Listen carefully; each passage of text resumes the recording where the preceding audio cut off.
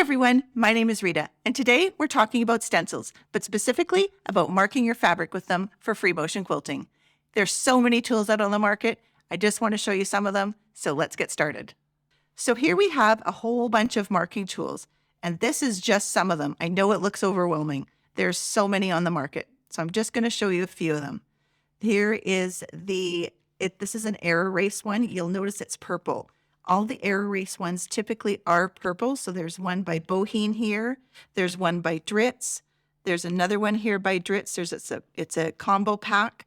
They have water-soluble ones. So water-soluble pens are, for instance, like these ones here. They're typically light blue. Mark Begons, they just need water to make them disappear. You have actual pencils. The pencils you will need to be washed out. So you'll need to physically put them in the washer. You won't be able just to spray them out with some spray on your ironing table. You do actually need to wash them well. And then for dark colored fabrics like blacks, these ones right here, they're white marking pens, and they're fine. And when you mark them to begin with, you don't see them right away. It takes maybe about 5 or 10 seconds before you see them appear on the fabric. And these are some of the great pencils and pens that are out here. Now we come to the pounce. So Quilt Pounce it's a powder, and it goes into, I have actually one here that's open. This is what it looks like. So you open this up and you put the pounce inside. So as you can see, there's a little bit of powder in there. I can't shake it out, and it's on my finger. Then you just put this in here, and the name pounce is misleading. You want to pounce it while it's closed. So you take it like this and you pounce it that way. Then you open it up, and this cloth here has absorbed all the powder that's in the top here, and then you gently wipe it along your stencil. That's how that marking tool works. And then this right here is the ultimate marking pencil. It is exactly the same as this, but in a hardened form. So you definitely can write on it, on your quilt with it, and it shows instantly, and it does iron off really well. The only thing is you need to have like a pencil sharpener, because the end will get dull and round, and typically you want a point on the end to mark your stencils well. And then this is something that you can actually pick up in the children's store. This is Crayola, and these are the washable ones. You have to make sure it says ultra clean and washable, but believe it or not, these actually work really great for marking your stencils. Always test and make sure on some scrap fabric first, but actually these do work. I'm not kidding. And let's see here. And finally, we have these cans. And you're like, spray cans for marking stencils? You got it. This one's gray, this one's white, and they're actually really cool. These wash off with, you can wash them in the washer, but you can also just put them on your ironing table and spray water on it and just rub it lightly and it'll go away. These are to use with the hard plastic stencils only. That's the only ones that I would recommend for these. And you need to shake it up really well. And I will demonstrate how to do this later on in this video, but these are kind of cool to do. Another form of marking stencils is using this quilting paper by Golden Threads. It comes in 3 sizes here. So we've got the 24-inch, and we have the 18-inch, and then we have the 12-inch.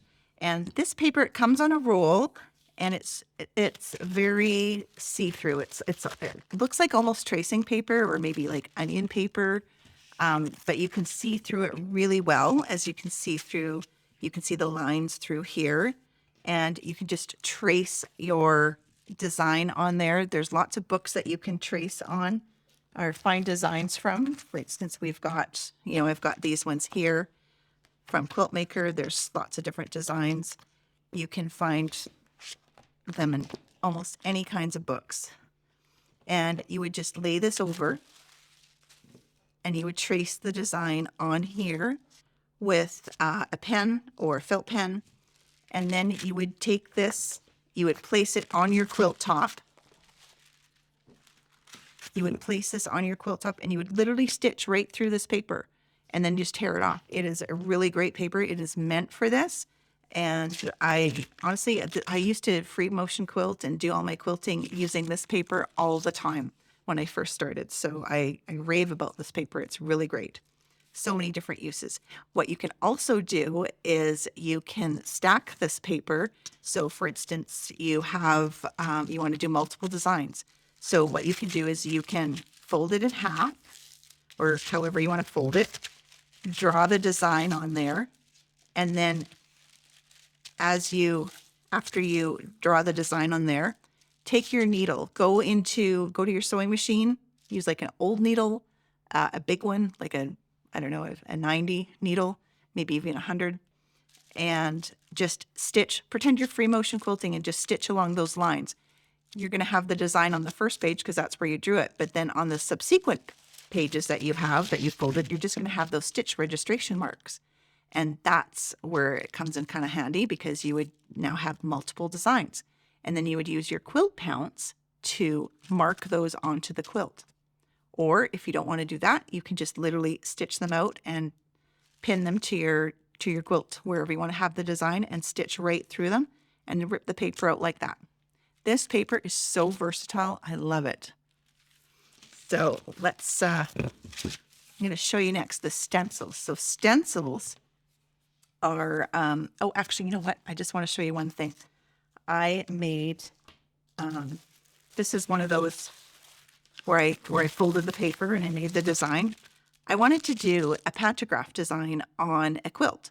And a pantograph, as you know, goes the length of the quilt and it's just the same design over and over, row by row. And that's what I did with this one. So as you can see, I did this design like this, and then I stitched through it all. And then what I did is I laid it on my quilt. I opened it up. So I made 1, 2, 3, 4 rows. And I opened it up, and because you can see the perforations here, when I used the quilt pounce like this, and I would just rub it across, it through these little holes, it would leave the mark on the quilt. So I had that marking on there, and it was really easy to do. And that is another way to use this. And I save this because now I can use it for another project, right? So let me talk about the stencils. So the most popular stencils out there are these white ones, these white hard plastic stencils. And I have a whole bunch here just to show you. So they come in all shapes and sizes. You can get like the small ones just for like a single design. They get bigger, as you can see. Let's see here. They have border designs. I really like the border designs where they go around the corner. I like that because then you can fully stencil right around the corner and make those pretty designs. They also have, like I did with the quilting paper, they have the all over pantograph designs. And so the way these ones work is there is a start and a stop. So it stops here, but it starts there. So when you need to lay this down, when you put this on your quilt, where this one starts here, it's the same spot. So you just pick it up and move it over here, and it just continues on again. And that's how you do it. And you would just continue along your quilt that way. So there's another pantograph one. Here's one that's like a row. So it's a pantograph row type of thing, similar to the one I did. And then if you are really creative, you can purchase these stencils that let your creativity flow. They are just registration marks.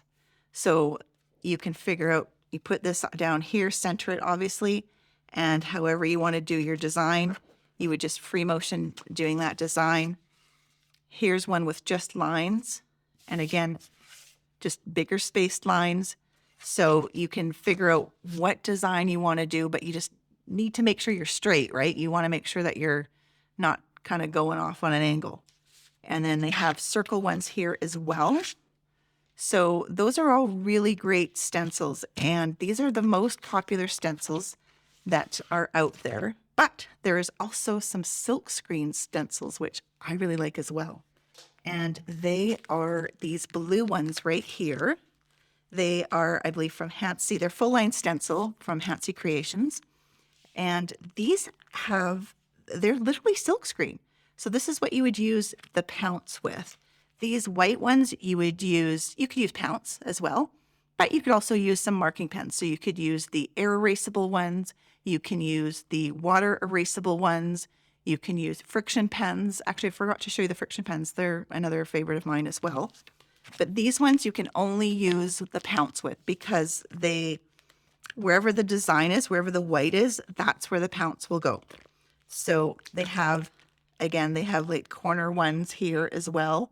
So this would be like a border, and this is the corner, how to go there. She has smaller ones. This would be like a pantograph one, and this one has registration marks. So this little here and this little here is a registration mark. So when you go and quilt with it, I'm just going to take it out of the package to show you. When you put the pounce on it and you quilt with it, you would line up those registration marks so that you know where it goes, so you don't go like wonky off the side there. So this is it right here. Very thin. These are very thin, I have to say. You can even put paint on them if you wanted to. You could stencil like a t-shirt, or if you found a nice design. But yeah, so you would put these registration marks and then you would know where to go. So let's see here. So yeah, she's got a lot of them here. I'm going to show you how to do some of them, how to mark some of the stencils onto some quilt sandwiches. So stay with me. I'll be right back. Okay, so we're set up here now with our quilt sandwich, and I'm going to use this stencil right here, and I'm going to use the quilt pounce. I'm going to show you how to use that. So you would get this container here, and it would be empty. So you'll get a little bag of powder that goes with it, and you want to take out this plastic insert and carefully put the powder inside, because it can be messy. It's very fine powder. And the purpose of it being super fine is that it needs to absorb into this pad, which is called the pounce pad. And once it's together, that's how you pounce it.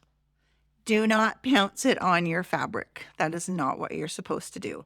You pounce it just to get it absorbed into the pad in the bottom there. And then you would take your stencil, put it wherever you'd like, and you're just going to rub it gently. Just like this. And you can see that it is going through, the lines. Went up there. And when I remove this, there you go. And the beauty of this is it irons off. So I can take my iron like this, and you see it disappearing?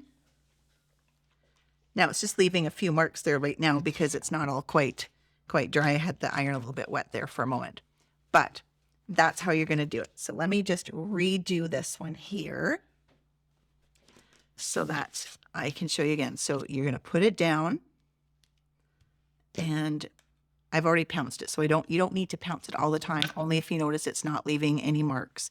And you're just gently brushing it along the side of the stencil. Just like that. You don't need a lot. There you go. Just like that. And then let's try another one here. So I'm going to show you, let's see here, get another quilt sandwich out for you. And we'll try this air-erasable marker. So I'll show you what that's like. So this is just a simple design, and you would just follow the lines. You would follow the lines just like that. And it's kind of a good idea if you follow the lines in the order of how you would stitch it. The reason for that is you have muscle memory. And doing it this way, it gets your brain into thinking this is how it needs to be stitched out. And the more often you do it, all of a sudden it becomes second nature. Now this is a fairly simple design, but there you go. And if you feel you need to connect the lines, you can. I usually don't need to, unless it's a really complicated design, then I might do that, where I might get mixed up if I need to go one way and I actually need to go the other.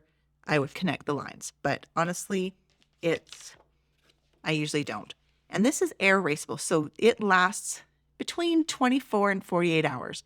You don't want to just mark your fabric and then you're doing something and don't go back to it for a few days, and then all of a sudden your marks are going to be gone. That would be a waste of time.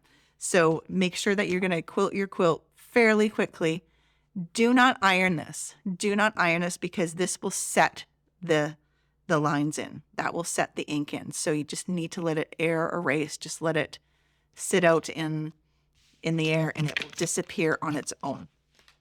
Okay, the next one I'm going to use is a friction pen. I really like friction pens. I find them really helpful. They come in a multiple of colors. They iron off. I really like anything that irons off. So I am just going to do the lines here. How does it go? It goes this way. Hold on. Down here. See, I had to think about that for a second. And then sometimes with the friction pens, you do have to go over them a couple of times, like back and forth, like I'm doing here. And then like this. I'm not sure if I got this right, if I did this right.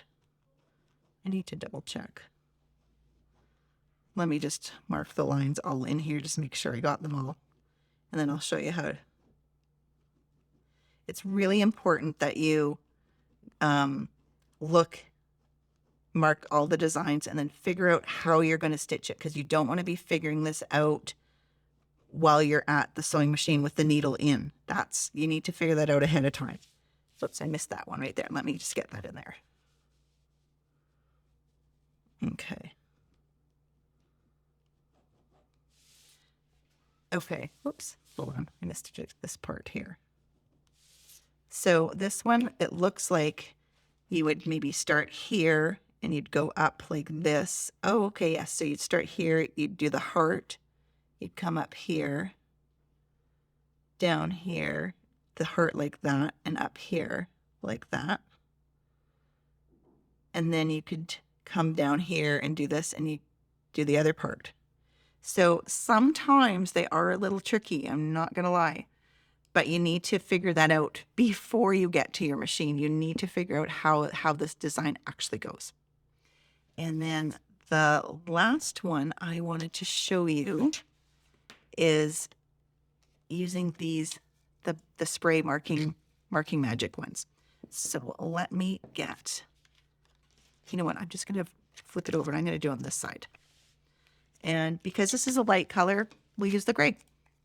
So these need to be shaken up for a good 2 minutes. Once you hear that ball, these need to be shaken up so that it gets all the, I don't know, it's not ink, I don't know what it is. The marking magic. So it'll come out. And hold it 8 to 12 inches away, spray it, and it comes off with water. I'm going to show you how it comes off with water.